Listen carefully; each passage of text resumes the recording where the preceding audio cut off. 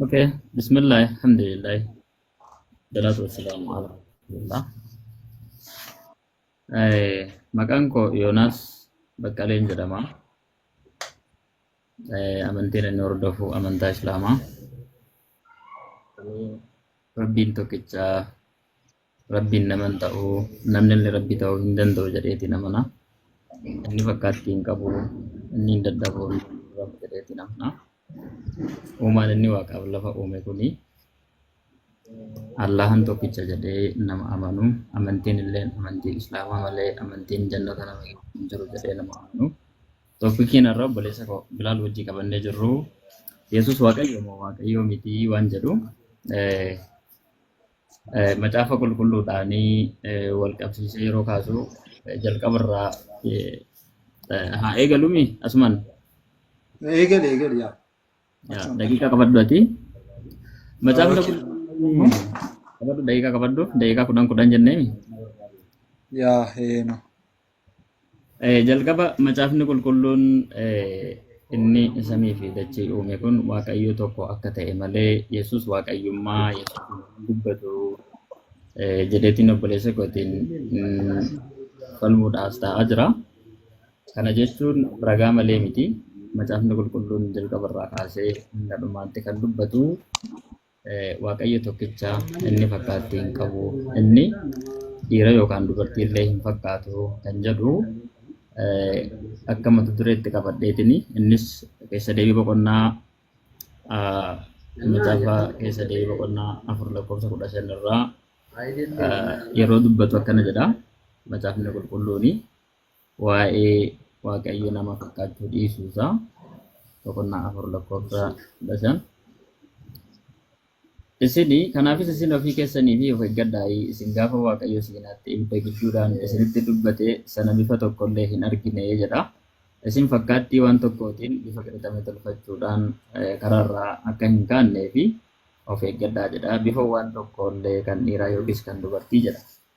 Kana jechuun Waaqayyo bifa dhiiraa yookaan kan dubartii illee hin qabu jechuudha. Waaqayyo bifa dhiiraa yookaan kan dubartii illee hin qabu jechuudha.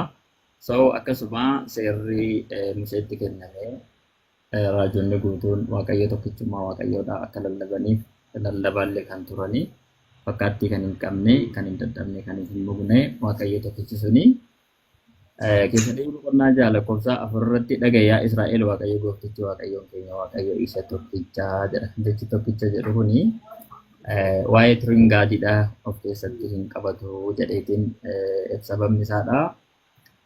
Baayibilkaalii jalqabarraa kakuu moofaan yookaan baayibilkaalii kan jedhamee yaaman kuni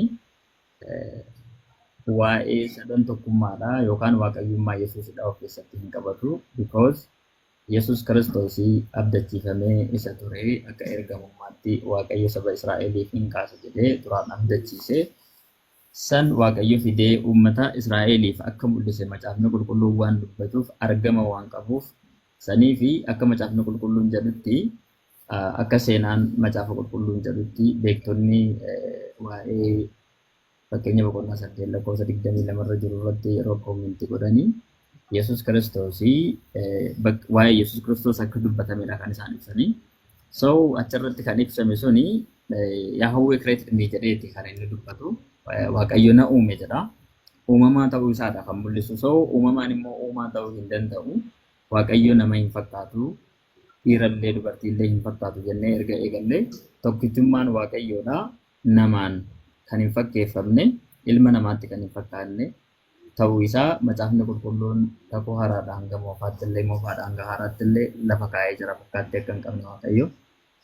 So waa'ee waaqayyummaa Yesuus yeroo lafa keenyu Yesuus Kiristoosii ergamaadha malee Waaqayyoo miti jedhee kan hin falmu baayibilkaalii macaafni qulqulluun bakka tokkottillee waaqayyummaa Yesuus kan dubbate hin argisiisu dubbatee illee hin argine ofii isaatiifis hin dubbanne even haati isa deessee illeen obboloonni isaa wajjin turan bartoonni isa wajjin turan bartoonni isaallee waa'ee waaqummaa Yesuus bakka takkattillee hin dubbanne. Kana yeroon isiniin jedhu Yesuus hojjetaa Waaqayyoo akka ta'e ergamaa akka ta'e malee waaqayyummaa Yesuusidha bakka tokkotti hin ibsine. So as deebi'ee Isaayyaas boqonnaa waa'ee amala waaqayyummaadha. Isaayyaas boqonnaa 40 irraa kaaseetiin mee xiqqoo ishee ibsa gochuu barbaade. Boqonnaa 41 hanga 14tti namoonni 12 hanga 13 hanga 14tti kan jiru baasee isin dubbisa jechuudha. Akkana jedha amalli waaqayyummaadha akkasi. Eenyutu humna hafuura waaqayyoo shallaguu danda'a jedha. Eenyutus waaqayyoon gorsee barsiisuu danda'a jedha. Eenyutu waaqayyoon gorsee barsiisuu danda'a. Inni eenyuun gorsa gaafata? Yaada ogummaa eenyurraa argata? Karaa qajeelaa eenyutu isa barsiisaa jedha. So waaqayyo inni kuni eenyumarraallee ogummaa hin baratu, barnoota takkallee hin argatu, uumamarraa qaama kamirraallee ergamootarraallee kan barnoota wayii hin argannedha kan dubbatu macaafni kun bakka kanatti. So Yesus Kiristoos immoo Luqaas boqonnaa 2 irratti akkana jedha. Luqaas boqonnaa 2 irratti barachaa akka guddate ogummaallee namootarraayis waaqayyoorraayis argachaa akka guddate dubbata. Lakkoofsa 52 baaftanii dubbisuu dandeessu. Yesus immoo waaqayyoo fi namootarraa ayyaana argachaa namummaadhaa fi ogummaattis hin guddata ture jedha. Kana jechuun Yesus Kiristoos qaamaanis ogummaadhaanis namarraa waaqarraallee namarraallee argachaa kan guddatedha. Maal isiniin jedhee gara Isaayyaas irratti waaqayyo eenyumarraallee ogummaa hin argatu, eenyumarraallee waa hin baratu, homtuullee karaa qajeelaa isa agarsiisu.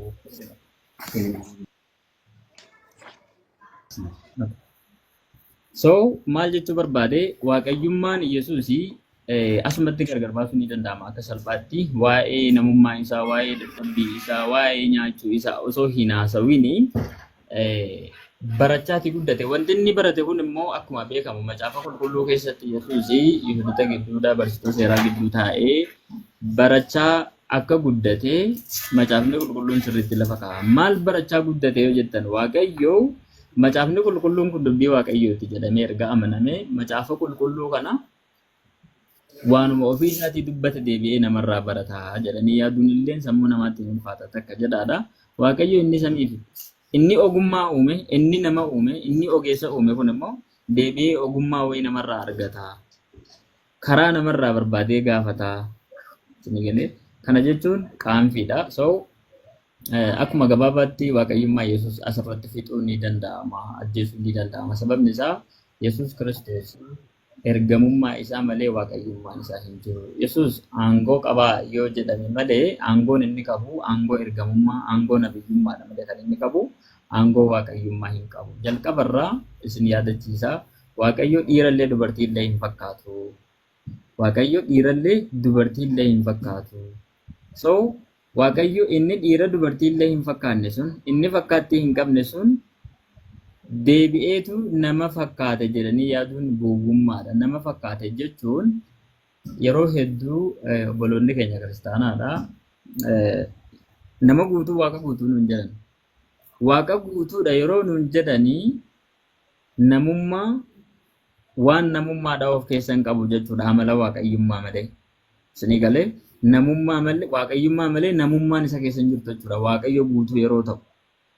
Nama guutuu yeroo ta'u immoo nama guutuudha malee waaqa guutuu ta'uu hin danda'u. Sababni isaa namni guutuun waa hedduudha of keessaa qaba. Akkuma isin argitanii jirtan waa barataa, ni guddataa, ogummaallee namummaallee ni dabalaa. Isinii galee waa hedduudha haajama. Namatti maalitti uumamatti haajama, nyaatatti haajama, ni dadhaba, ni rafa. So kunniin amala waaqayyummaa ta'uu hin danda'ani. So Yesus Kiristoos nama guutuudha yeroo nuun jettanii waaqayyummaa of keessaa hin qabu jechuudha. Lakki waaqayyo guutuudha yeroo jettan immoo namummaa hin qabu jechuudha. Amala namummaa hin qabu jechuudha. Yoo lakki amala lachuuyyuu qaba yoo jedhan immoo Yesus Kiristoos nama guutuudhas waaqa guutuudhas yeroo jedhanii ni nyaata, hin nyaatu, ni du'a, hin du'u, ni dadhaba, hin dadhabu jechuudha. Kana jechuun gowwummaa of gowwoomsu malee waan nama amansiisuu danda'u, waan sammuun namaa qeebaluulee danda'u miti. So karaa argama Yesus Kiristoositti yeroo deebinu macaafni qulqulluun waa'ee Yesus Kiristoos yeroo dubbatu uumama dura akka uumame, uumama kana hundumaa dura akka uumame Proverbs irratti illee dubbatamee jira, Qolosaayiis irratti illee dubbatamee jira. hatta umalee uumama hundumaa dura Yaahawween na uumee jedha. Yaahawween kun immoo Waaqayyo isa tokkicha san. Isa Museedhaa fi seerri kenname isa kana malee namni waaqa na waaqessu waaqa biraa namni waaqessu haa ajjeefamu Israa'el keessaa haa balleeffamu. Asumaanuu namoonni kiristaanaa akka gara Israa'el hin dhaqne isiniin jecha maal jechuu barbaade ajjeefamtachuu kooti. So macaafni qulqulluun akka jedhutti Yaahawweetu na uume jedhaniiti na uume jedhaniiti Yesuus Kiristoosiin itti hiikanii jechuudha. Maal fakkeenya boqonnaa 8:22 irratti na uume jedha. Yeroo akkas jennu na uume jechuun na tolchee na bitee jechi afaan Hibruu sanatti qaanini jedhu suni na tolchee na bitee waan kanni hiika akkasii kan of keessaa qaba malee qaamni bitame kun qaamni tolfame kun qaamni uumame kun immoo Waaqayyo ta'a jedhanii yaaduun I don't think so. Akkasitti waan yaadamuu danda'u natti hin fakkaatu. So obboleessi kiyyatti fufuu dandeessa gara fuulduraatti immoo gana ragaa dhiyeessuu danda'a. Inshallah daqiiqaa haftu itti dabaladhuutii fayyadami.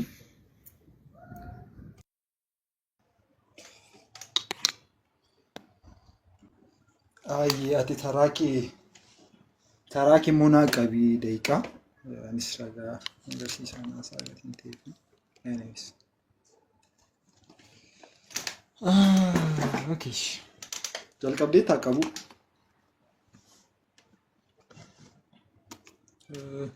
Yoon asirra gahaan jiru actually.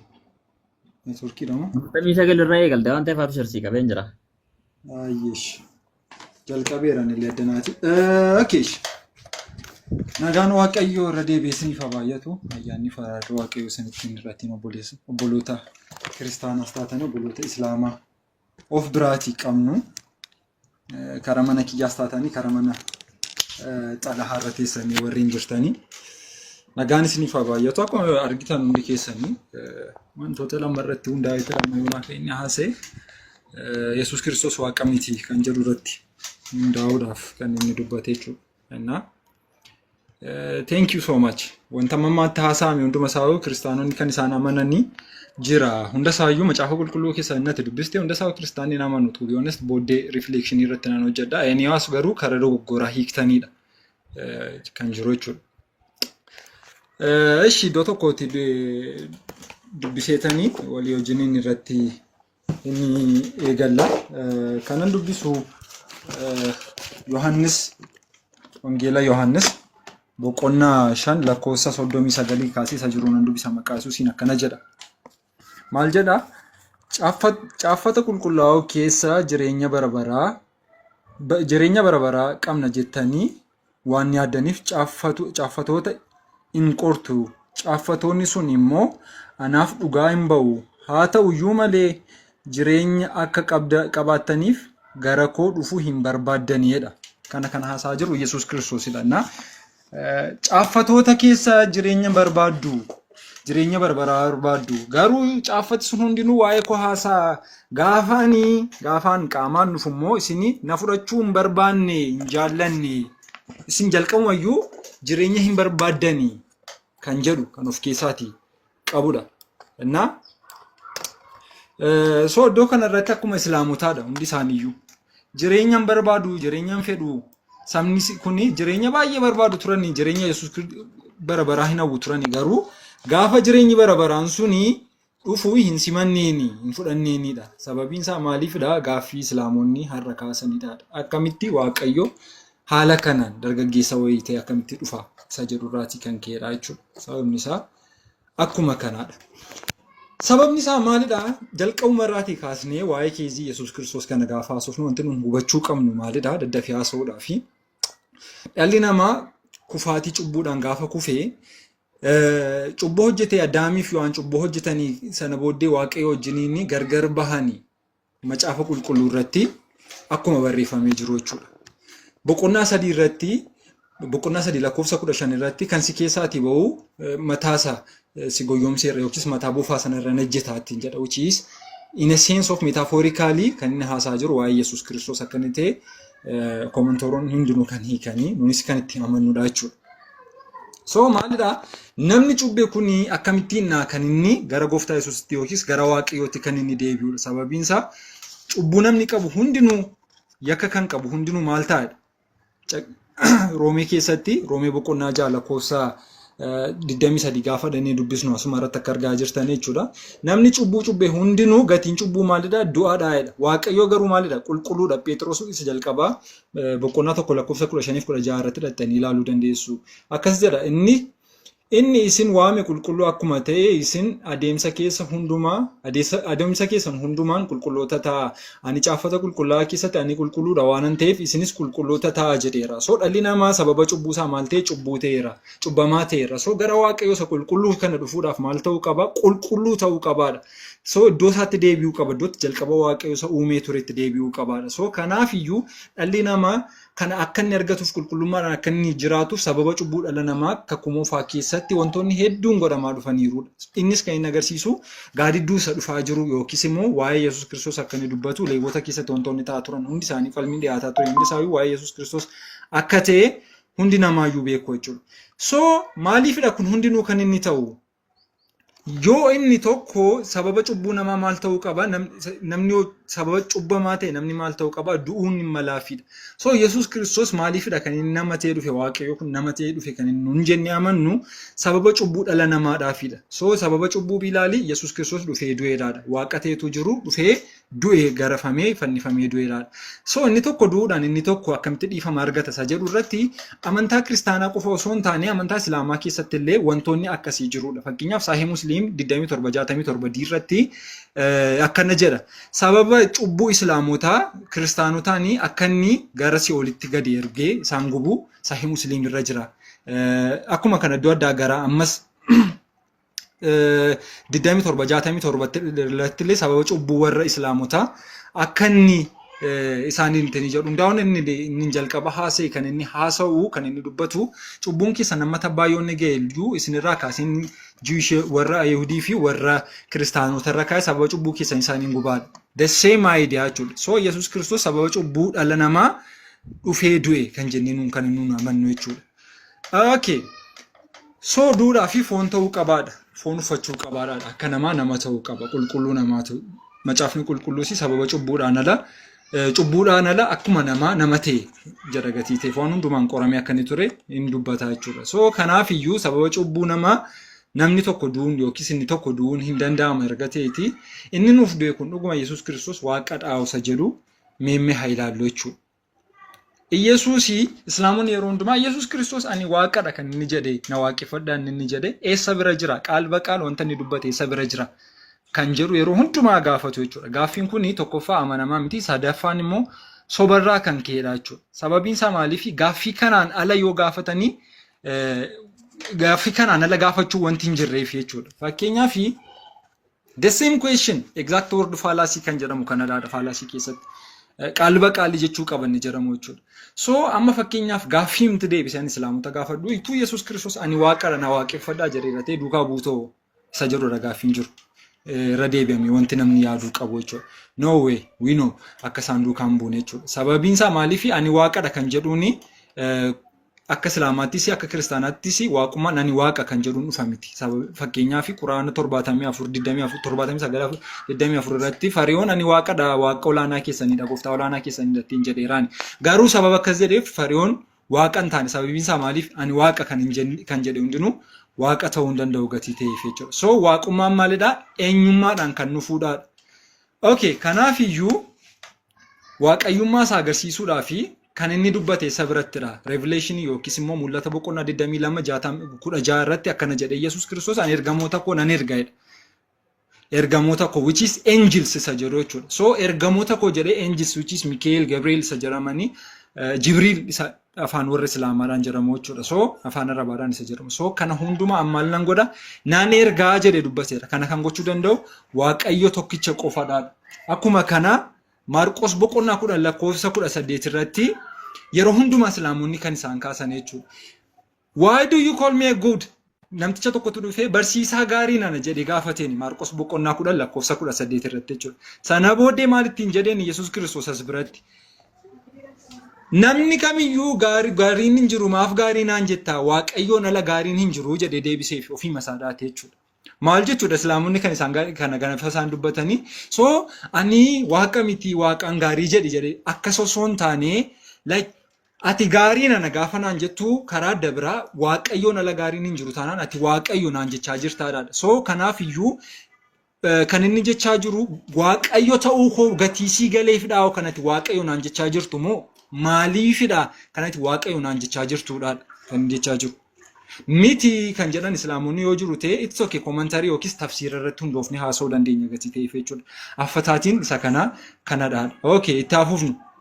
Eenyummaa waaqayyummaa daddafeenaa saamsoorii daqiiqaa lama duwwaan qaba gatiin ta'eef. Eenyummaa waaqayyummaa meemmaa ilaallu quraana keessatti jechuudha. Quraana keessatti even maal jedha Allahan quraan 22 jaarratti akka inni al-haqqa ta'e yookiis immoo isa dhugaa akka inni ta'e the truth akka inni ta'e dhugaa akka inni ta'e in agarsiisa jechuudha. Al-haqii kana eenyullee waaqayyoon ala yookiis maqaa Allah kana taayitilee Allah kana eenyullee ofiif kennuu hin danda'u. Islaamonni hundinuu kan isaan amanan jechuudha. Eenyuyyuu kan hin amanamu. Yohaannis boqonnaa 14 lakkoofsa 6 irratti garuu Iyyasuus Kiristoos ani dhugaadha, ani dhugichadha jedheera. So taayitilee eenyuyyuu ofiif kennuu hin dandeenyeeni maal godheera? Maqaa Allaadhaan akkuma islaamotaatti iyyuu maqaa Allaadhaan of waameeraadha. No namni kamiyyuu of waamuu danda'a jettu ta'e jennaan nuti sokee maashaallah nutti tola sakanaan. Lakki jettu ta'e jennaan immoo kunoo Yesuus Kiristoos divinitiidhaan of waameeraadha. 57 irratti illee akkuma kana isa jalqabaaf isa xumuraa akka inni ta'e ofitti meera. Alawwalu I'm sorry arabifa gatii hin dandeenyeef jechuudha. So alawwalu al-hakiruun waan akkasiinatti fakkaata. Isa jalqabaaf isa xumuraa kan jedhamu irratti jechuudha. He is the first and the last jedha Ingiliffisa. Akkuma kana mul'ata boqonnaa tokko lakkoofsa 17 irratti illee Yesuus Kiristoos ani isa jalqabaadha ani isa xumuraadha jedhee yennaa inni itti of waame jira. So eenyummaan isaa ana alfaadhaan omeegaadha jechuun ana dura namni hin turre ana dura uumamni hin turre wanti hundinuu ana keessa jira ana booddees wanti tokkollee hin jiru yennaan itti jedhu ni jiraata. I hope daqiiqaan kun nu itti fakkaata. Yeah. Okay, I think mata duree dagatti ta'ee maal akka itti gochartu naan galle waan ati haasoftulle waanuma garaa garaati inshallah. Ani mata duree keenya keessaan bahu achuma deebina. Wanti ani kaasee yookaan immoo waan ani sii kaasaa ture sirriidha jechuudha. Yesuus Kiristoos beektonni keessanii uumamaa akka inni ta'ee koomenti irratti godhamu jiranii beektonni hedduu. Daqiiqaa keenya jalqabsiisu. Daqiiqaa keenya jalqabsiisa adalla. Sababiin isaa daqiiqaa 7 miti immoo daqiiqaa 5 ammaa kun. Akkasitti tole godha akkasitti tole. Okay 7 nuuf ta'u akkuma. Okay. So waan ati jechaa jirtu waan awwaluutii fi waan kana haasa'aa turte waan kana miti waa'ee waaqummaa Yesuus kan inni haasa'aa ture. Quraana keessa waa'ee waaqummaa Yesuus barbaaduun gowwummaadha malee I think yookaan bu'aa buusuu yookaan nama fayyadudha jedhee illee yaadu.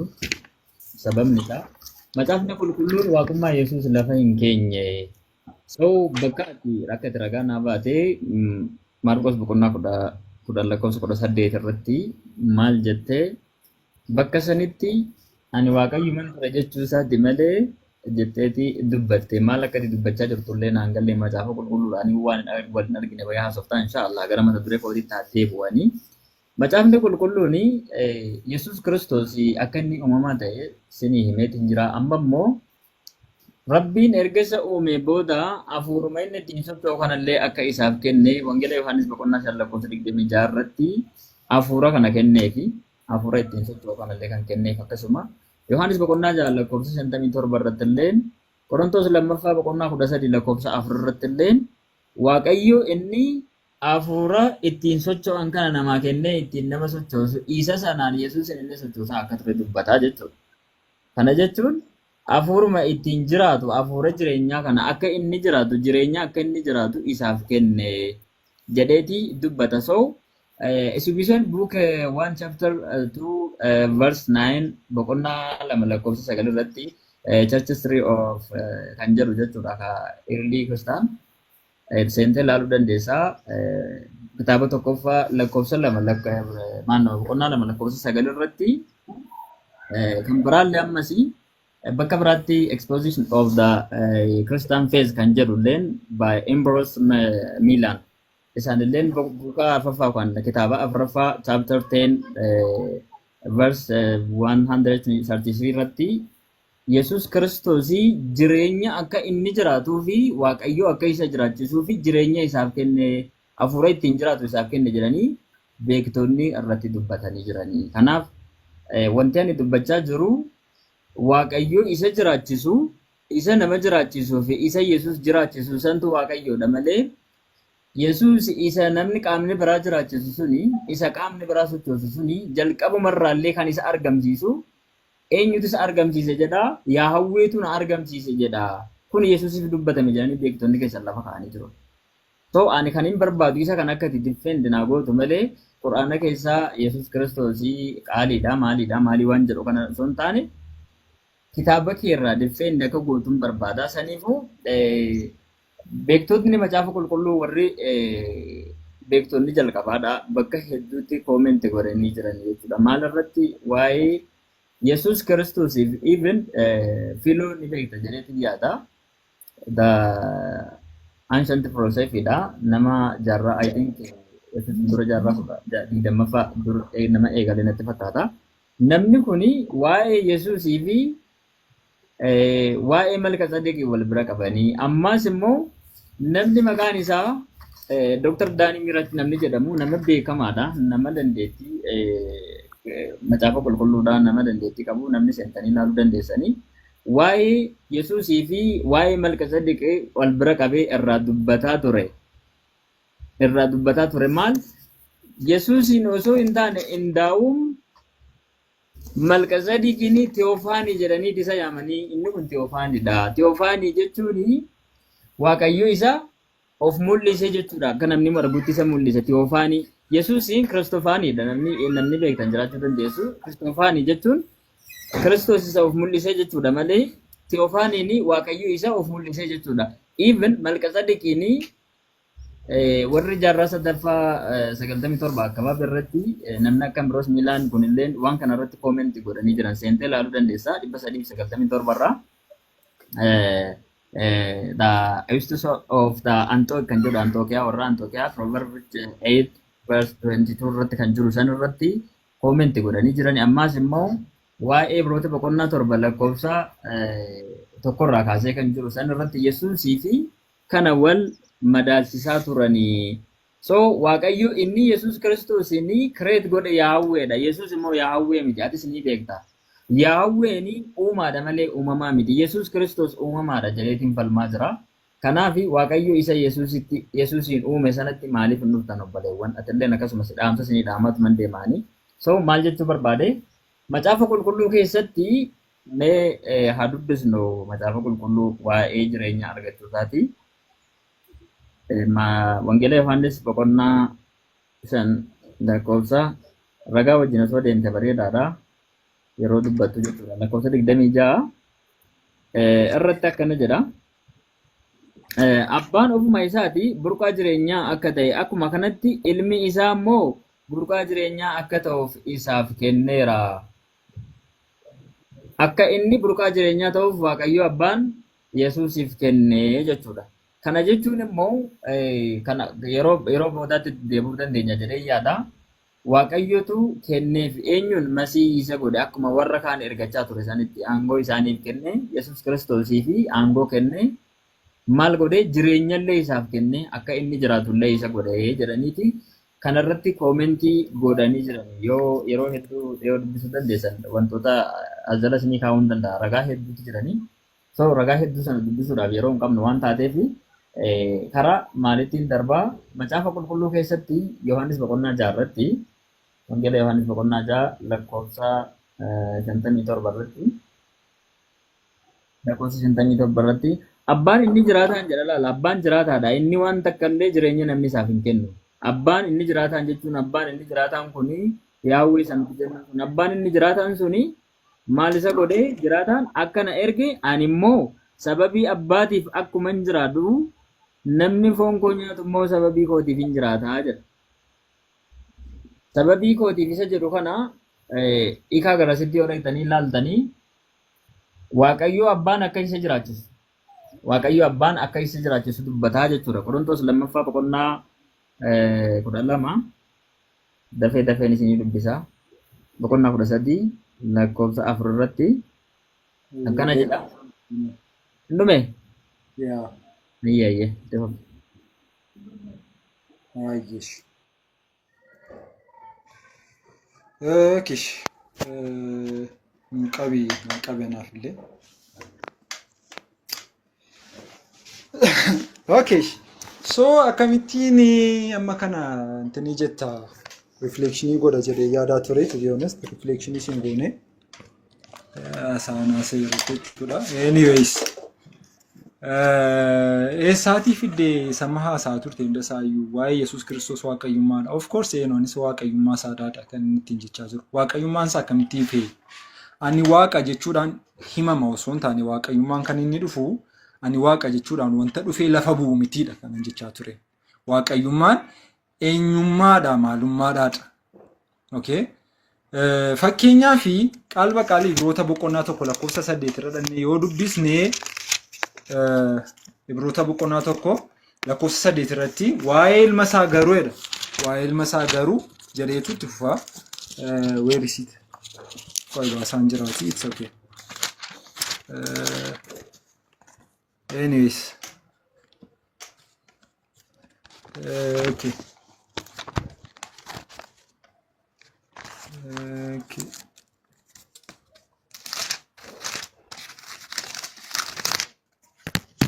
Sorry.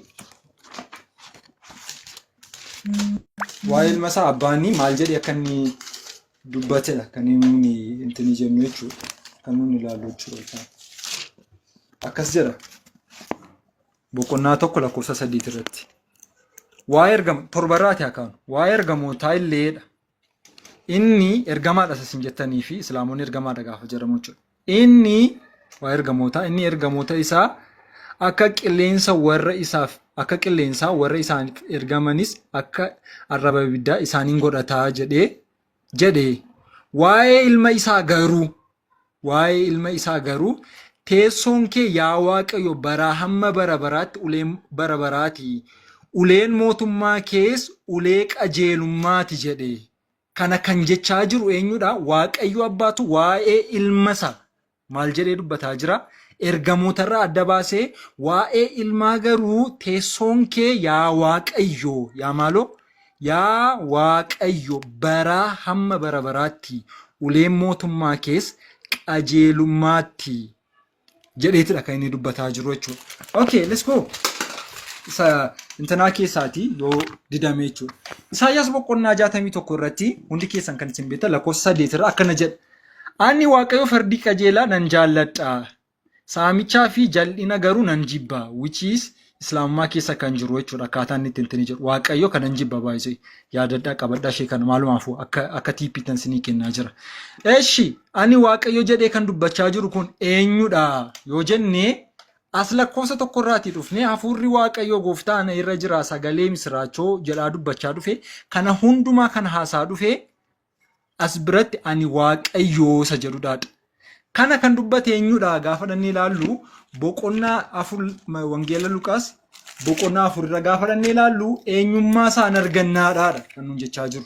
Eenyummaa isaa boqonnaa 4 Luqaasiin dhannee gaafa ilaallu eenyu akka haasaa jiru maal akka dubbachaa jiru hunda isaallee ni argannaadha kan jechaa jiru. So maal jedhee inni hafuurri gooftichaa ana irra jira. Sagalee misiraachoo warra gadadamootti himuudhaaf na dibeera. Warra booji'amanittis akka gadhiifaman labsuudhaaf, warra jaamaniif agartuu isaanii deebisuudhaaf, warra cunqurfamaniifis luba baasuudhaaf, waggaa ayyaana jaalala gooftaa labsuudhaaf na ergeera kan jedhu ture.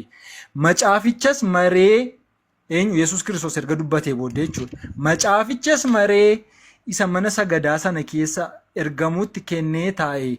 Warri mana sagadaa sana keessa turan hundinuus ija isaanii isa irratti irraanfatanii yemmuus Yesuus kunoo dubbiin macaafaa kun dhageessanitti har'a raawwate. Eenyutu maaltu raawwate? inni ani waaqayyo jedhee lakkoofsa 8 irratti dubbachaa jirra jechuudha. So kakuu moofaa keessatti Isaayyaas boqonnaa 61 irratti ani waaqayyo jedhee kan asirratti haasaa jiru waa'ee kana hundumaa kan dubbate ani waaqayyo jedhee asirratti dubbate Iyyasuus Kiristoos guyyaa gaafa sanaa isanni dubbatedha. So jechi haasayisuun kan inni haasaa jiru kan haasee eenyudhaadha? Iyyasuus Kiristoosidhaadha. Okay. So qalba qaalni isaa jedhanii baay'ee intanaadha. Sila maal jedhee Quraana keessaati akkamitti dubbataa naamin kan jedhurraadha. Sababiin isaa akkaataa mata duree tokko illee itti gadhiisee hin jiran. Sababiin isaa maaliifi Wangeela Yohaannis boqonnaa 4 I'm sorry.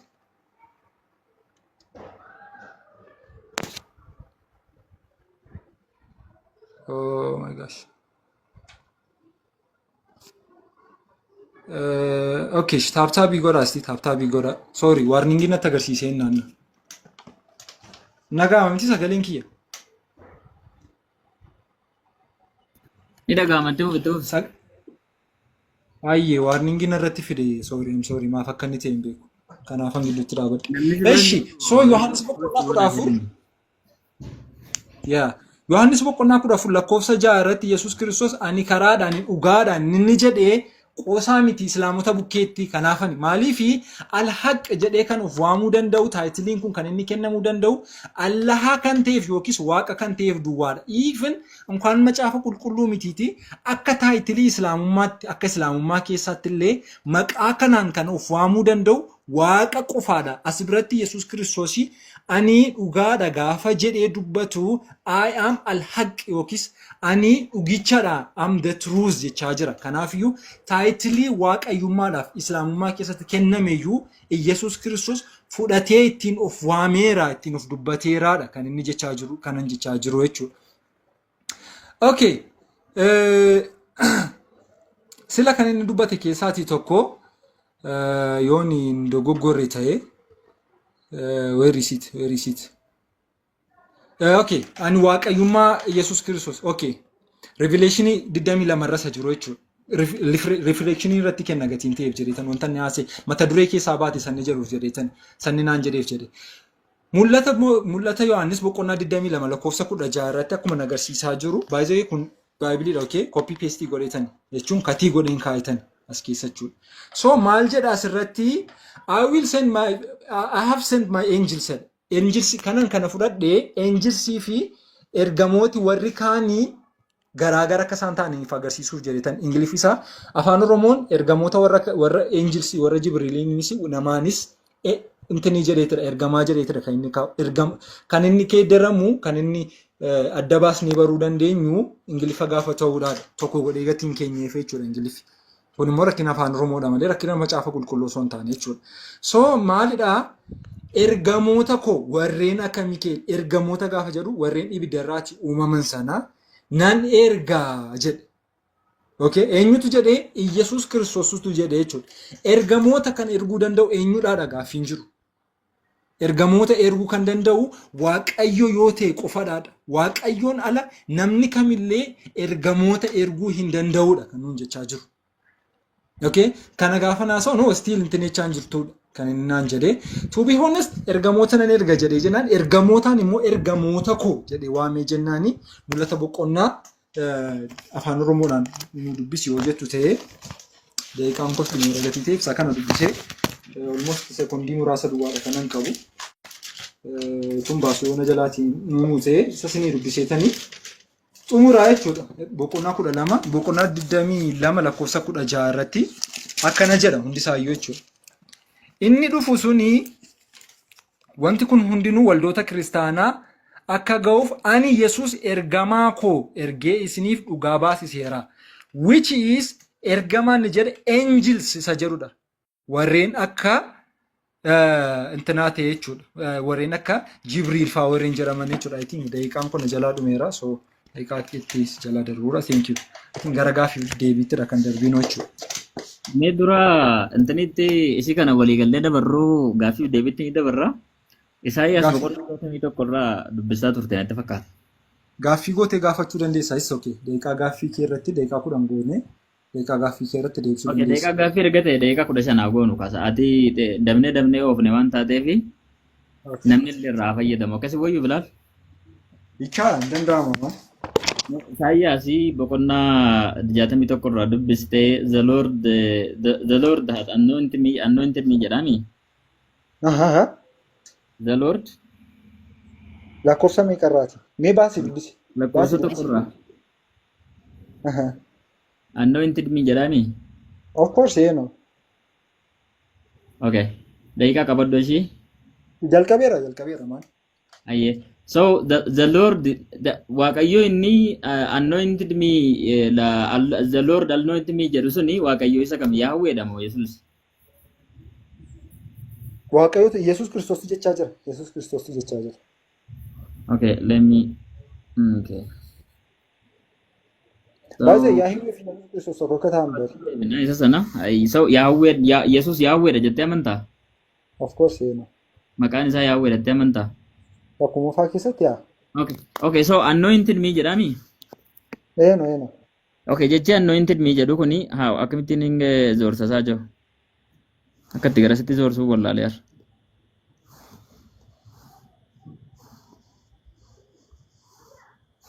Kaameraan akkamitti zoora yaa jamaa? Filiip kaameeraa ishee naxxii sadii jirti miti moor isheettu gajjallaa sana argaan jirtu? Moor isheettu. Isheetti bu'ee Filiip kaameeraa kan jedhu sadaffaarra jira. Lammaffaarra. Okay. Let me clear. Asii ilaali. Okay. The Lord kan jedhu kana Yahweedhaami. No. Okay. Anointed me jedha. Anointed me kan jedhamu kun Masiihidhaami masaa. Masaadhaami Masii. No. Okay. Inni kun Yesuus erga jette Masiin immoo eenyu ishii? Masiin kun immoo eenyu jedha? Kanan siin jedhee brother kanan siin jedhee. No. Amma gaaffii deebiidhaami. Saa koon gubin. Anointed me kan jedhu kuni kan dibaa jiru kuni Yesuusidha naan jette Yahween Yesuusidha jette asitti himi. No way. Anan kan siin jechaa jiru kanan siin jedhee. Karaa biraatti hin deemin kalaal gaaffiif deebiidha wanti kun akki gootu. The Lord kan jedhu strong word Yahweedha. Yahween 3068 strong wordiin. Right? Akkasimi? Okay. Akkasimi? No. Gara sanittiin hin dabra amma waa'ee strong word isaan hin deebi'a. Maqaan kun Yesuusiin aan jette maqaan kun Yesuus ta'utti ni deebina. Okay. So ani kan hin barbaadaa jiru anointed me kan jedhu Masiin kun immoo eenyu ayyeessi? Thank you so much isheen dhaggeeffadhu. Ani guutummaa macaafichaa kan dubbachaa jiru lakkoofsi sun Masiidhaadha kan haasa'aa jiruun siin jedheen. Masiin kun eenyuun siin jechaadha? Kan dibaa jiru Waaqayyoodhaan aan jettee? Masiin Yesuus Kiristoositu dubbata. No, na dhaggeeffadhu. The Lord anointed me jedhee kan haasa'ee Masiidhaadha kan siin jechaa jiru. Lemmi Isaayyaas boqonnaa 61 mi? No. 61 So Hafuurri Waaqayyo Gooftaa anarra jira jedheemi.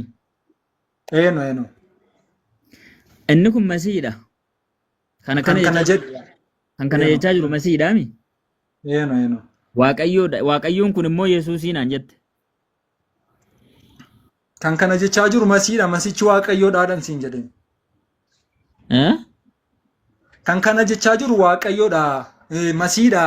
Masiichi immoo Waaqayyoodhaan siin jedheen. Okay, let me back there. Okay. Yahweh Lordiin kun Waaqayyo Lordiin kun Yesuus immoo Masiihidha. Masiini Yesuus Kiristoosidhaadha. Okay, thank you. Masiin amma okay. The Lord anointed me jedhami. Of course, no. So Yahwehtu na dibee jedhami. Inni kan dibeeni No. Yahwehtu na dibee jedhamiin siin jedha. Yahweh na dibee jedha. No. Okay, so Yahwehn kun Yesuus jette kan dibamaa jiru kun illeen Yesuusiin aan jechaa jirta akkasimi. Yahwehn Yesuus Kiristoos Yahweh jedhamee waamamaadha kanan siin jedhe. Yesuusin aan jechaa turte oo ka hin garagalin ka yoo waliin haasofne akka namni hubatu barbaadami Bilaal an seera eegeetiin karaa bareedaadhaan sitti haasawaa jira. No. Elaa maala beektash. Jechi anointed me jedhu kun Masiihidha. Masiihin kun immoo Yesuus illeen Lordiin kun illeen yookaan immoo Yahwehn illeen Yesuusiin aan jette. I'm wrong? Ayyee kona dhaggeeffadhu. An akkas hin jenne. Kanan sin jedhe masaan Okay, Yesuus injenne. Kiristoos. Injenne Yaa ayyee kana bira haa dabarru. Gaaffiin koo kana miti ayyee ishee erga akkas hin jenne. So kan dibame kun Yesuusidha. Kan dibe immoo Yahawweedhaami. of course eno. Okay, kan dibame Yesuusi, kan dibe Yahawweedha. Eno. Okay. Anamma gaaffiin koo kana miti sababa ati ragaa kana dhiyeeffattee fi nas dhufee kana gargar baasuuf ani uummataaf bakka ati garasitti maal jettee Yahawween kun Yesuusii jetteeti namoota dubbachaa turte sana gargar baasuuf hin jedhee. Okay, gara antini kottaa adeemu ayyee. Eshi. Gara gaaffii kottaa adeemu. Gaaffiin ani qabu Yesuus Kiristoosii Waaqayyo jettee amanta. Yaa. Yesuus kan durbeen Maariyaam deesse san. Eno. Ayyee. Kan durbeen Maariyaam deesse suni nama moo Waaqa deesse ishiin? Namummaa sanni ittiin dhufeef. Gaaffii afaaniiti. Namummaa ana kan si gaafachaa jiru nama moo Waaqa deesse? Namummaa waaqayyummaa deesse. Waaqayyo moo nama deessedha gaaffiin kiyya yookaan namas Waaqas deessedha? Namatu dhalate malee moo amma obboleessa kiyya. Namatu dhalate. Sheerraatii namatu dhalate. Okay, nama dhalate malee Waaqni hin dhalanne kaa. Yaa eno. Okay, namummaan isaa sun uumaadha moo uumama? Uumama namummaan isaa. Namummaan isaa sun uumamaami? Yaa. Eenyutu uume? Namummaan sun hafuura qulqulluutu ishee keessa godhe. Eenyutu uumen jedhe namummaan sun uumame erga jettee? Hafuura qulqulluu. Hafuura qulqulluutu uume? Yaa eno. Ragaa. Hafuura qulqulluutu uume kan jedhu ragaa. Ilma sindeessaadha hafuura Haa kun gubbin kaa ragaa daqiiqaan qabu waan taateef natti hime kaa ragaa bakka hafuura qulqulluutu uume kan jedhu. Ayyee siin baasaa qo'e kan nama kiyya. Waaqayyochuu ko I'm sorry. Okay, Waaqayyotu uume ayyeesh. Yaa. Waaqayyotu uume okay. So Proverb 8 kan sila irraa dubbachaa ture lakkoofsa 22 irratti Yahawwee created me jedha. Sun Yesuus jettee amantaami? Yahawwee created me jedha. Yahawwee created me. Eh. Yesuus dhadhee nama nuyi. Eh. Beekumsa isa jedhu Sun Yesuus jettee namantu ati? nama nuyi. Okay, bareeda ati kiristaana miti jechuudha. Ayyeesh. Abbiraa dabarru Yesuus jettee namantu erga ta'e. So Waaqayyotu uume erga jettee barsaanuma afaan kana tammee haasawaa jirtu. So Yesuus Kiristoos Waaqayyotu uume. Waaqayyo abbaatu uume mire. Abbaa kiyya Yesuus Kiristoosiin osoo namummaa Yesuus Kiristoosiin siin jedhama. Ikkoo maaliin haasawaa jira kan mucaa dhalate sanii haasofne. Mucaan dhalate suni nama kan ishiin deesse nama malee Waaqa miti. Waaqni dhalate sun immoo namni dhalate sun immoo uumamaa kan uume immoo Waaqayyoo naan jette akkasii misa? Namummaa Yesuus Kiristoosiif yaa Waaqayyotu dhalatee fi namummaan Waaqayyummaan dhalateen tokko miti. Finnee bar sanatti nan deebisen kaa daqiiqaa keenya lam fixin ilaal finnee bar sun kan dhalate nama malee Waaqa miti.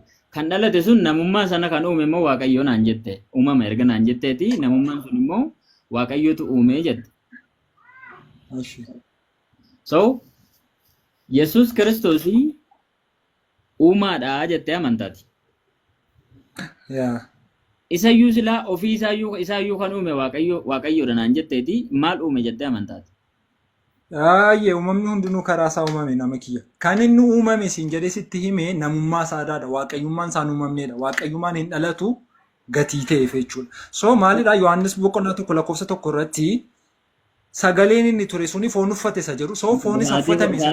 Sa'aatii gaaffii kootee dhuguu fudhatte irratti. Ayyee bakka.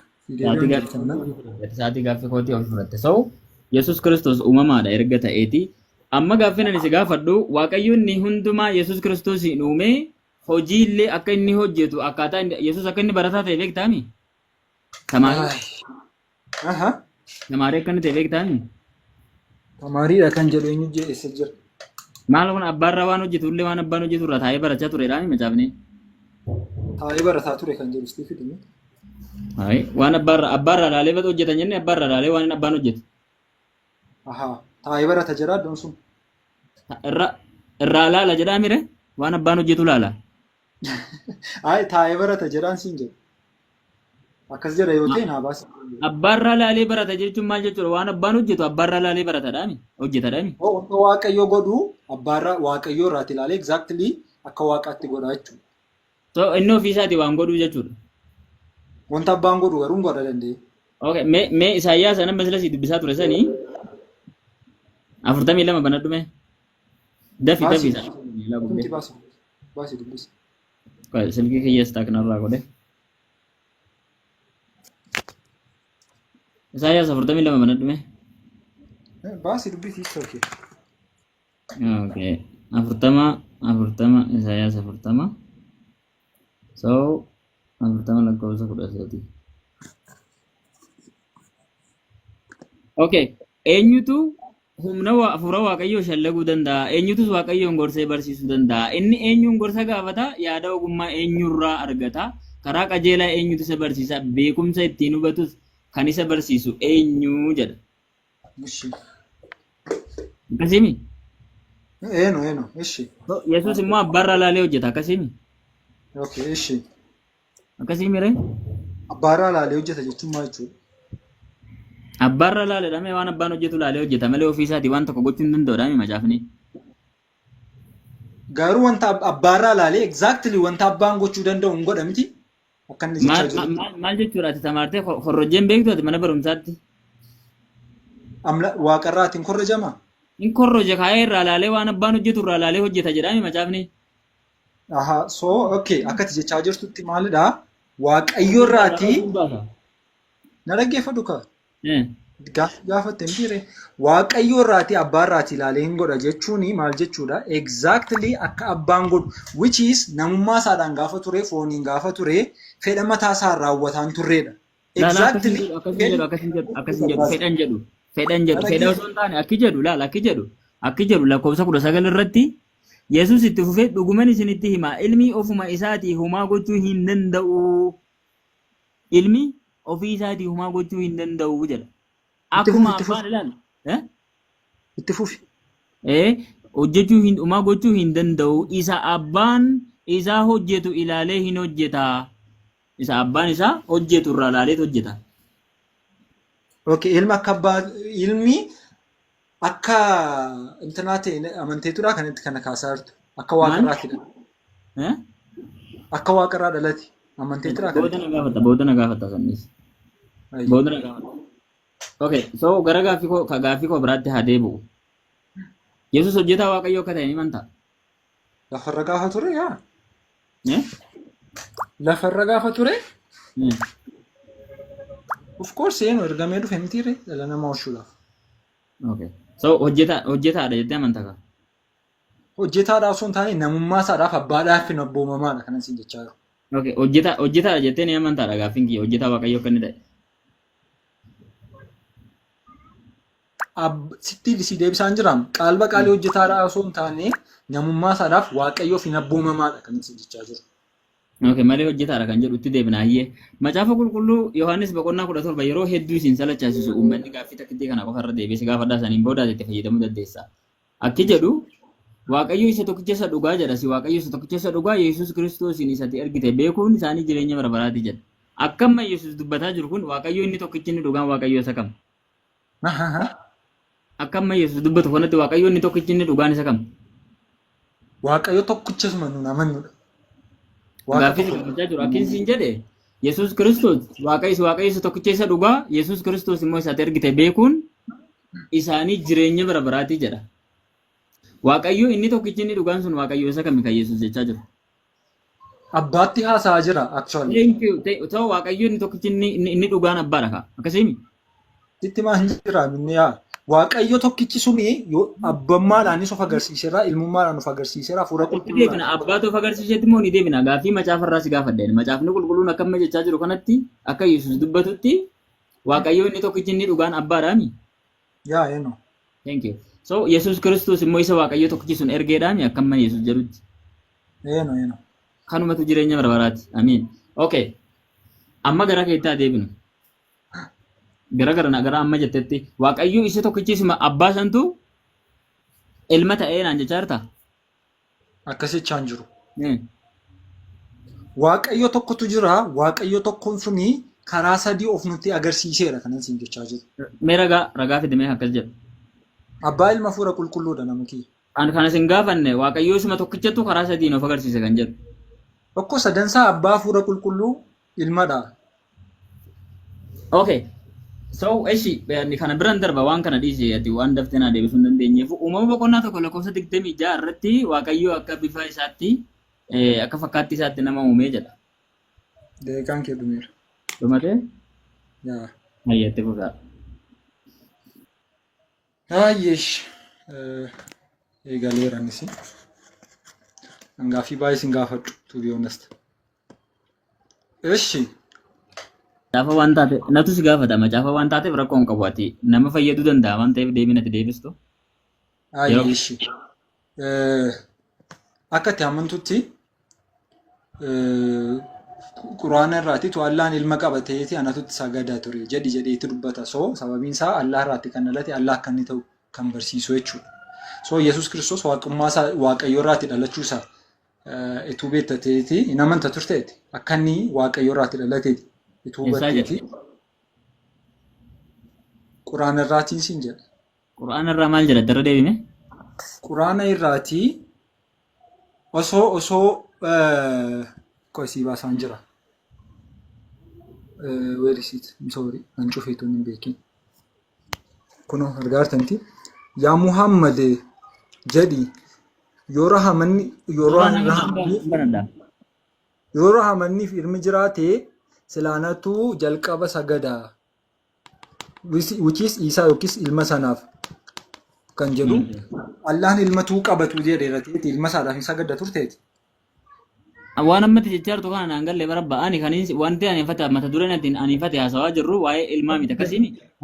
Naasa bakka thank you so much. Maaliif Yesuus Kiristoos ilma waaqaadha gatii ta'e gatii amannuu fi ani Allahan ilma qabu jedheetti nama waan ta'eef waan sana nan gaafatin waan Yesuus waaqummaa isaa yoo waaqummaan isaa quraana keessa jira yoo jette naaf fidii yookaan macaafa na gaafadhu waan biraa.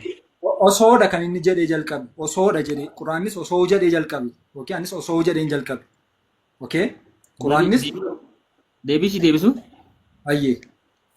Laal akka islaamic laal tradition makana akkuma culture islaamaatti akkuma amantii islaamaatti illeen Allahan ilma hin qabu jennee tamannati.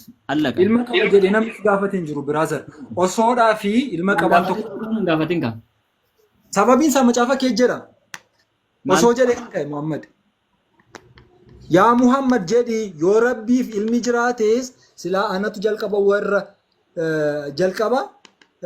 warra gabbaraniiti jedhiiti dubbadhu jedhe.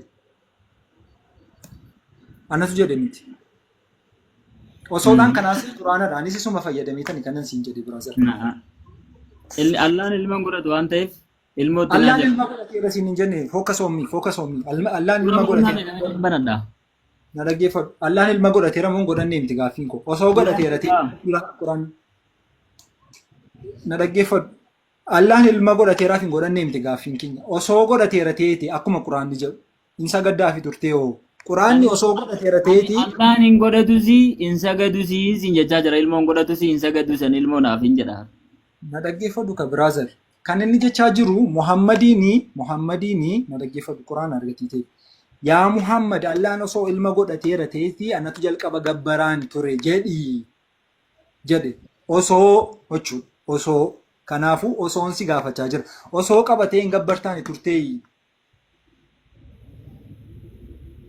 naa kenname bakka kana jedhu san bakka quraana akkas jedhu san naa himime rakkoon qabu siin himaati natti himi naa himi kaa dura quraana akkas jedhu naa himi hin jedhe dura. Ayyee. Quraana akkas jedhu 43:81. Okay. Suuraa boqonnaa 43:81. 43 lakkoofsa 81. Daddafi.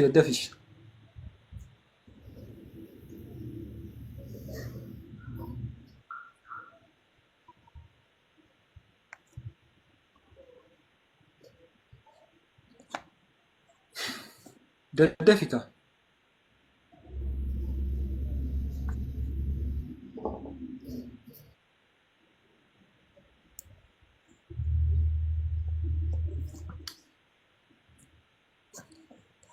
Halo. Wayye. Pauzii godheera shi deeqaa. Okay, pause godhadhu rakkoon qabu. So wanti ati jechaa jirtu akki jedhu quraanni lakkoofsi 81 ta'emi. Gaafiin kiyya sii galeera waan isin jechaa jiru. Osoo Allaan ilma godhateera ta'eetii jedhi nan sagadaaf jedhi dubbadhuu jedhi. Osoo Allaan Rahmaanii fi ilmi jiraate silaa anatu jalqaba warra isa gabbaraniiti. Ilma hin of godhatu course. waan ta'eef osoo godhatee natu gabbara jedhiin ittiin waan inni godhachuu hin dandeenye. Ilma hin godhatu ilmatti hin haajoomu. Rakkinaan qabu biraazer ilma qabaa siin hin jenne na Hin dhaggeeffatu qabu. ilma qabaa siin hin jenne. Ilma qabaa siin hin jenne. Osoo Osoo inni je- qabatee osoo inni osoo jechi jedhu kuni bakka kanatti osoo jechi jedhu kuni hin qabu jechuudha si galee hin qabu. hin qabuudha naa gala garuu tuu qabateeti nan gabbaraan ture miti. Jedhiin jechaa jira. Waayeno itoo qabateeti maalan godhan ture osoo hin qabateeti maalin godhan ture jedhi. Natu dura gabbara jedhiini isa gabbaraa isa Which is osoo Allaan ilma qabateeti Allaan Muhammad hin gabbaraan ture jechuudha miti. hin godhatu hin qabu malee. Hin qabu malee of course hin qabu malee osoo qabatee hin gabbaraan ture jechuudha. So kanaafiyyuu ilma Allaa ta'u waaqayyummaa of keessaatii qaba. Kanaafiyyuu Yesuus Kiristoos ilma waaqayyoo gatii ta'eef maalidha jechuudha? Akka macaafa qulqulluu. Yesuus Kiristoos ilma waaqayyoo gatii ta'eef. Mee baasi bakka kamii akkas jedha amma quraana irra dubbiste irra ilma waaqayyoo kan jedhu. Quraana irraa miti akka macaafa qulqulluuttan siin jechaa jira. Macaafatti deebii ka obboleessoo maa sa'aatii of jalaa gubda akkasiin jetture macaafatti deebiiti macaafa irraa haasa. Na dhaggeeffadhu na dhaggeeffadhu. Na dhaggeeffadhu biraaza. Quraanni sababii inni akkas jedhee fi waaqayyummaa irraa dhalachuun waaqayyoon nama godha gatii ta'eefidha. Ilmummaa irraa guyyaa biraa haasofna anaafati waaqayyummaa Yesuus mata duree balleessitee maa sa'aatii kee gubda amma daqiiqaa 15 ofitti of jala. Ilmummaan Yesuus Kiristoos. Yesuus ilma waaqayyooti kan jedhu ilmummaan waaqayyummaa Yesuus ilmummaan waaqayyoo. Thank you brother. Bakka thank you. So anyways taayitilii Allaa yookiis maqaa Allaa namni itti fayyadamuu ni danda'a. Fakkeenyaaf Alhaq jedhee of naannoo waamuu danda'a. Maal jedhee? Alhaq jedhee of waamuu danda'a. Rabbiituuf moggaasuu danda'a jechuu keeti? Of course fakkeenyaaf Alhaq jedhee. Mata duree koo miti kun. Sababiin isaa Alhaq jedhee kan of waamuu danda'u waaqayyo gatii ta'eefidha. Yesuus Kiristoos Alhaqidha gaafa jedhu maal jedhee of waamaa jiraadha. Karaa adda biraa. Amala attribution isaa kan inni haasawaa jiru waan amma ka gootu waan sana yeroo biraa irraa haasofnaati. Bakka daqiiqaa koo baay'ee na jalaa gubaarte. Biroota boqonnaa tokko lakkoofsa 8 akkiitti dubbisini. Akkas jedha. Biroota boqonnaa tokko lakkoofsa 8 akkiitti dubbisi. Akka sa'aatiin keessa jalaan gubanne osoo dubbisaa deemte bareedaadha. Baasee bakka adiis. Lakkoofsa tokko? Lakkoofsa 8 boqonnaa tokko lakkoofsa 8. Waa'ee ilmaa garuu jedha teessoon kee yaa Waaqayyo baraa hamma baraatti uleen mootummaa kees ulee qajeelummaati jedha. So eenyutu yaa Waaqayyo ittiin jedha ilmaan garuu waa'ee ilmaa garuu maal jedhe? Waa'ee ilmaa garuu maal jedhe? Hin beeku. Maal jedhe? Waa'ee ilmaa garuu maal jedhe? Waa'ee ilmaa garuu maal jedhedha macaafni qulqulluun? Garuu teessoon kee yaa Waaqayyo baraa hamma baraatti uleen mootummaa kee ulee qajeelummaati jedha. So macaafni qulqulluun maal ittiin jechaa jira jechuudha? Eenyuun? Ilmaan. Eenyutu eenyuun jechaa jira? Abbaanii waa'ee ilmaa garuu maal jedhedha? Yaa Waaqayyo jedhee nan jenne? Abbaatu jechaa jira bakka kanatti. Of course Okay. So eessatti akkana jedhame silaa bakka kanatti. It's okay. Dubbiin kun waraabamee dhufe waraabamee hin dhufne Bilaal. Rakkoon qabu biraazer waa'ee ergamootaa dubbatee keetu sila dubbisee naaf gaafata bakka kana naaf gaafate hudheetiin si keessaa baasa bakka kana bakka inni akkana jedhe naaf iddaa. Saayitii koodha. Ekkoo si kennee barana. Waa'ee ilmaa garuu maalidha daqiiqaa dheeraan na jalaa. Abbaa ta'uu isaa hin argine teessoon kee yaa Waaqayyo. It's okay abbaa fedhe haa ta'u waa'ee ilmaa maal jedhe? Abbaa fedhe haa ta'u yoo naan jette it's okay waa'ee ilmaa teessoon kee yaa Waaqayyo jedhee jira. So ilmi maalidha daa jira? Macaafni qulqulluu ilmi maalidha jechaa jira? Macaafni qulqulluun ilmi maalidha jechaa jira? Waa'ee ilmaa garuu yaa Waaqayyo jedheera jechuudha miti? Macaafni bakka amma dubbisaa jirtu akkanuma jedha dhugaa. Thank you so much. Bakka macaafni qulqulluun Yesuus Kiristoos ani Waaqayyo akka inni ta'e mul'isaa jechuudha karaa adda biraa. Eshi Yohaannis boqonnaa 10 lakkoofsa 33 dhaqee dubbisee takkaase. 33. Yohaannis yaa. 33. Bareeda dhaqxee bakka sana. 33 Yihuudoonni immoo ati Waaqayyoon waan arrabsiteef malee hojii gaarii waan hojjettee fi dhagaadhaan kan si dhoofnu miti jedhan. Ati nama taatee utuma jirtu waaqayyoon of goote oo jedhanii dubbisanii. Thank you so much. Maal of goote? Waaqayyoon of goote jedhanii. Thank you so much. Yesus Kiristoos ani maali gatii jedheefidha kan isaan ajjeesuuf turani? Inni hin jenneen akkana. Maal gatii of gooteef jedhe? Brother. Inni hin jenneen bakki inni itti waaqayyo isaanii hin jedhe fidi. Rakkinaan qabu. Macaafni qulqulluun maal jechaa jira? Iddoo sana biratti ati gatii maal of gooteefidha jechaa jira? Waaqayyo of gooteef jedhanii ni jarri isa himachaa jiranii. Thank you so much. So kanaaf iyyuu kan isaan dubbachaa jiranii ati gatii maal of gooteefidha ittiin jedhanii? Waaqayyo waan of gooteef jedhanii. Thank you so much. Bakka Yesus Kiristoos gatii waaqayyo of godhee isaanitti of mul'isee fi ofiin jedhee fi namoonni sun ajjeesuu barbaadanii jechuudha. Daqiiqaa isa gubate almost fixeera gatiin ta'eef thank you so much. I think reflection isa dhumaa kenna. Okay, garasitti Ibrootarraa asumarraa eegalla. Gaaffii deebii keenya xumurreera nama kiyya. Ani itti eegalure? Lama gaaffii deebii keenya xumurreera fakkaatu. Siif gaa? No, አይደለም seera wal ga'ee gatii ta'ee fi gaaffii deebii keenya xumurreera deebisuu hin dandeenyu jechuudha. So maglachaa keessa dhumaa kenniti reflection jechuudha. Wanta isaa turre irratti reflection kenniti. Conclusion jechuu keeti? No. Wanta conclusion kennaayee bareedaayee. Bakka kanatti Wangeelaa Yohaannis boqonnaa 10 irratti kan dubbatu asumarraan eegala kan namni irraa hin fanneef hin jedha. Safuu dabboo ati silaa'uu waa'ee waaqummaa Yesuus akkanumatti namatti mudhateen taa'ee akki jedhu bakka kanatti Yihudootatu isa komachuutti jiranii nama kana jechuudha. Bakka tokkotti Yesuus Kiristoos ani waaqayyoof hin jenneeni bartoota isaatiin eenyu jettaniiti na yaamtu jennaani bartoota isaa keessaa ati masiihicha inni waaqayyooti jedhanii malee ati waaqayyo hin jenneen. Ati dhuguma jedheeni dhugaa ba'eef jechuudha namicha sanaaf. Eenyuuf Phexrosiif jechuudha. Namicha maqaan isaa dhagaa ture Phexrositti jijjiireef jechuudha. Namicha maali Simoon ture maqaa isaa intinitti jijjiireef. Maal jechuun barbaade bakka kanatti Yesuus immoo isa ana abbaan qulqulleessee jedha. Isa ana abbaan qulqulleessee gara biyya lafaatti erginaan ani ilma waaqayyooti jedhee inni maal jedhee ani ilma waaqayyooti hin jedhe malee waaqayyoof hin jenne bakka kanatti. So kiliir akkasiniif ta'uu fi ilma waaqayyooti hin jennaan isuma sana isa komatan jirri. Ilma waaqayyooti hin jedhe malee bakka kanatti waaqayyoof hin jedhee jennaani waan kana deebisaaf jiru jedheetu ukkaamsee bira kute. So bakka kanatti maal jedhee lakkoofsa 34 irratti Yesuus immoo ani isin waaqayyoota isiniin jedheera kan jedhu seera keessan keessatti caafamee jira miti. Waaqayyo warra dubbisaa itti kennameen waaqayyoota jedhee waan macaafni jedhus hin diigamu jedha. Eenyu warra waaqayyo warra itti kenne maal warra dubbisaa itti kenne waaqayyoota jedheenii jira macaafa keessan keessatti jedheen.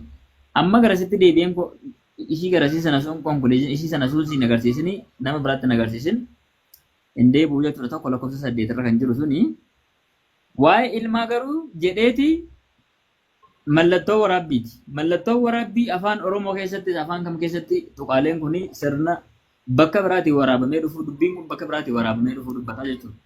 Kan akkas jedhee bakka biraatti waan ta'e dubbatee jira maal jedhee hamma bara baraatti ulee mootummaa kee ulee qajeelummaati jedhee itti dubbate eenyu waaqayyo jedhee bakka kanatti qabatee jechuudha. Bakka kanatti waaqayyo jedhee kan qabate kun eessaa dhufee jennee yoo ilaalle bakka takkatti illee eessaa akka waraabame agarsiisu. Yoo bakka inni waraabamee dhufe natti agarsiiftan ani har'a sinirraa fudhadha.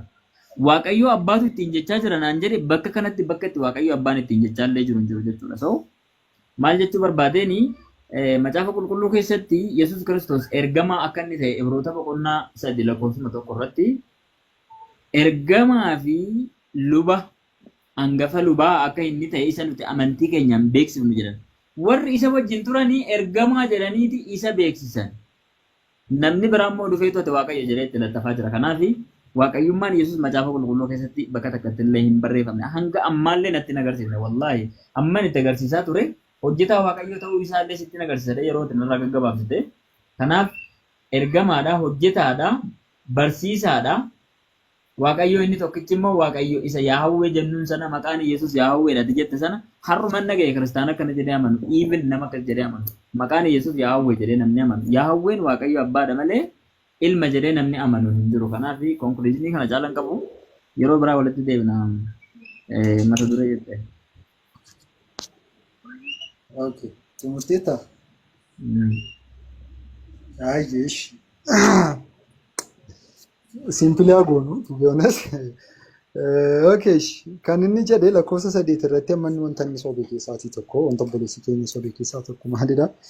Waa'ee ilmaa garuu teessoon kee yaa Waaqayyo bara hamma bara baraatti ulee mootummaa kees qajeelummaatti which is teessoon kee yaa Waaqayyo waraabbii keessa jira. Waa'ee ilmaa garuu eenyutu akkas jedhe namni waan ta'ee eenyutu akkas jechaa jira Waaqayyoodhaadha kan jechaa jiru. Isa biratti arganna boqonnaa tokko lakkoofsa tokko kaasnee naa dubbisnu hunda isaan dubbannaa jechuudha. Waa'ee ergamootaa dubbatee waa'ee uumama hundumaa dubbatee waa'ee Yesuus Kiristoosiin dubbachaatu jiru maal jedhee waa'ee ilmaa garuu teessoon kee yaa Waaqayyo teessoon kee maaloo yaa Waaqayyo kan kana jechaa jiru abbaanii jechuudha.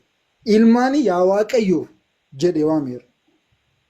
Abbaa Okay, wajjin brother, argatu. saatii koodha, please. Yaa achina deemee kana amma sanaanis achina deebistaa bara waan kana xumurree irraa bakka Murtiin amma. ta'e brother, please.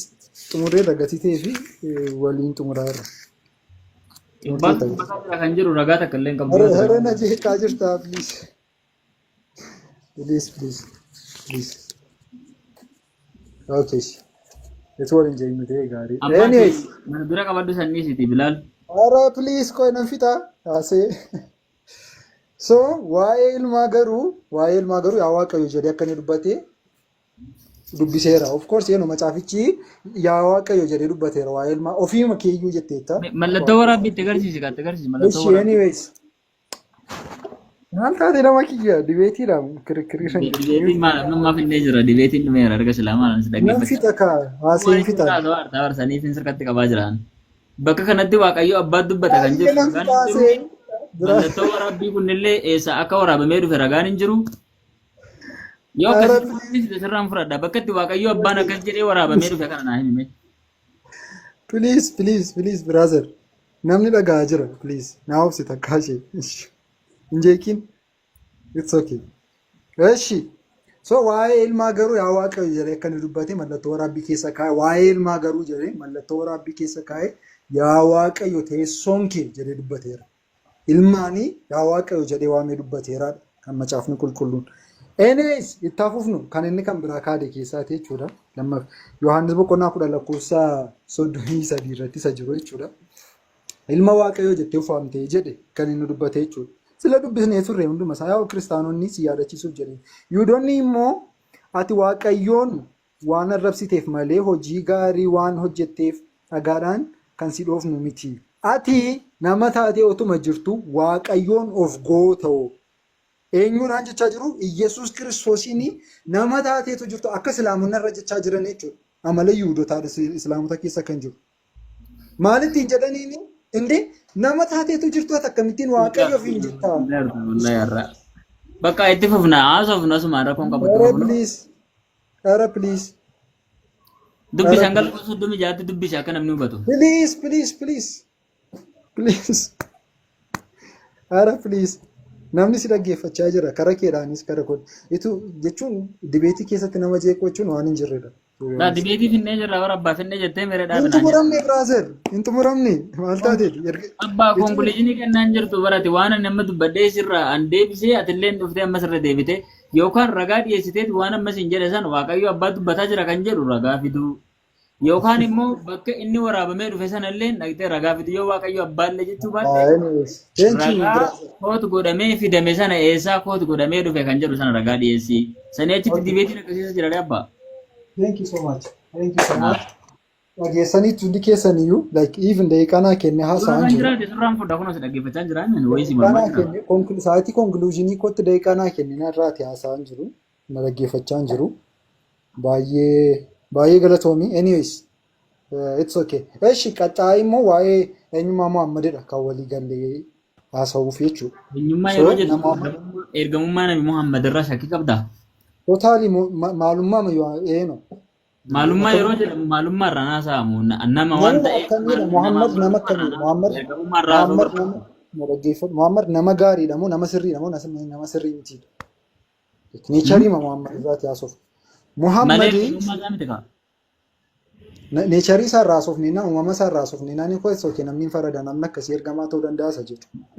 Isa taanaan akka gootu Anuun tanii siin kennaa kitaaba dubbifattu jechuudha. Eenyummaan isaa nama akkamii akka inni ture gaarummaa isaa Eeshi rakkina qabu nama akkamii akka inni ture siin kennaa dubbisii waa'ee ergamummaa isaarraa yoo haasofne garuu ni haasofna wajjin. rakkina qabu rakkina qabu maalummaa masaarraa haasofnaa nama gaariidha moo nama gaarii miti. Okay, nama maalummaa namummaa keerraa yoo naasawe amma itti naasoftaa maalummaa keerraa naasawa waan siin jedhe. Rakkina qabu na naasawa it's okay ragaa qabdate immoo. Maal jechuudha yoo? Muhammadii sunnaa isaa kan duukaa buutanii islaamonni kan duukaa taatanii nama akkamii ture nama gaarii ture moo nama gadhee ture? Muhammad gaariidha tanii amantu miti isin? Fayyada anyways amma si fayyadaasi waan kanarraa haasa'u rabbii jayi. Of course eenyu na fayyada kiristaanota ayya koottashi ergamummaa isaarraa naasoftu ergamummaa isaa ni amantaa jechuudha akkas taanaan. Brother rakkoon qabu isaa ergamummaa isaa namni akkasii. Waliin haasa'u keessaa naasofna ayyee bakka addina ga'aan turi galatoomni. Guyyaa yoom qabanna. Keessaan qaban nama kana wayya sirra dhufnee qabanne. Ayyee ishi bakka peace. Thank you so much. Masagnaaloo. Yeroo gaarii qabaadhu. Thank you. Okay. Okay.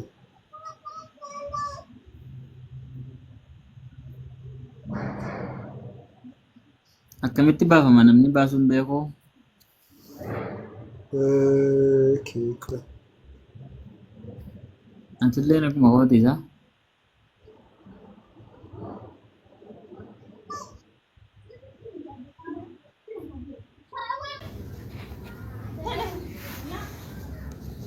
ዩቱብ ገሬ ሻሃዳ ሰብስክራይብ gochuun dagatina